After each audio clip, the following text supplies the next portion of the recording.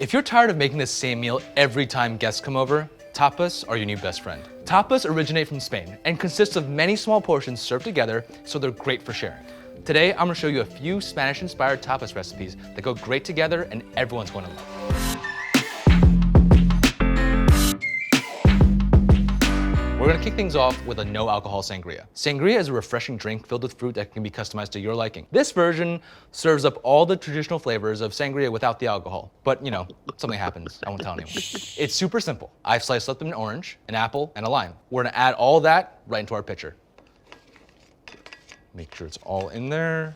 Last one, and now we're adding our fruit juices, all right? We got grape, we got apple,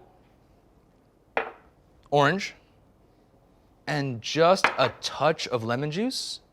Then, to really give us that warm, special note of traditional sangria, we'll add cloves and cinnamon sticks. And you're gonna want like 8 to 10 in there, right there. Then we're gonna use 2 cinnamon sticks, and we're gonna have time for this to really come together in the fridge. But if you're a little bit short on time, you can actually just crack the sticks so the flavor really gets out there a little bit quicker, okay? We'll do a really quick mix.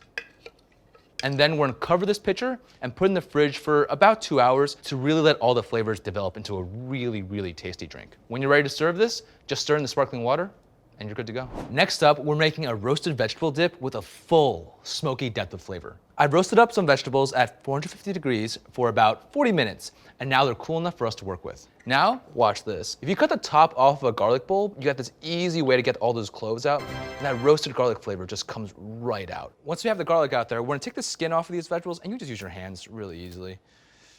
There we go. And now we're gonna throw our peppers in, tomatoes, and onions. And now we're gonna scoop our eggplant right into our food processor. Beautiful. So now we have all the veggies in here.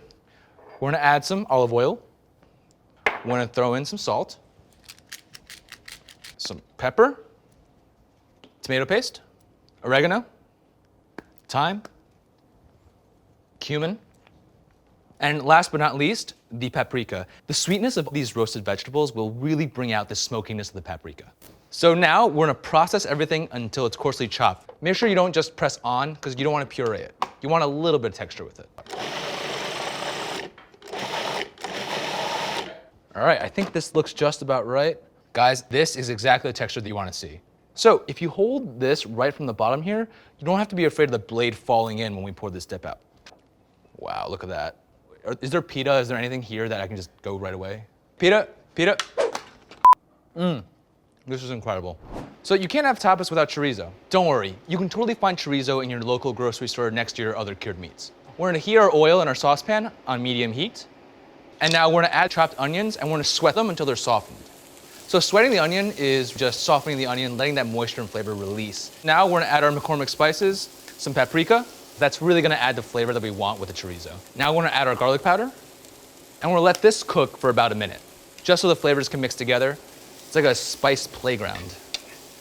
We're gonna stir in some apple cider, and we're gonna add in 2 bay leaves. The bay leaf is gonna get hydrated again, and it's gonna release some of that earthy floral flavor that's really unique to this dish. We're gonna bring all this to a boil, and now we're gonna turn the heat down a little bit, and we're gonna reduce this and let it concentrate the flavor so it's richer and more flavorful. It's been about 5 minutes, and you see that this mixture has reduced down. So now we're gonna add in the chorizo and sun-dried tomatoes.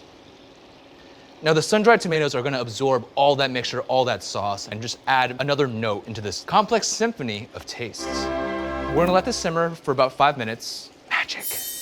Now we're gonna just get this off here. Yeah, look at that.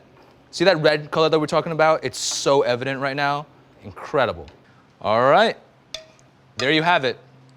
Chorizo with sun-dried tomatoes and cider. Your Spanish tapas feast is complete. You and your guests will savor every single bite. I mean, this is all for me, but you'll have guests.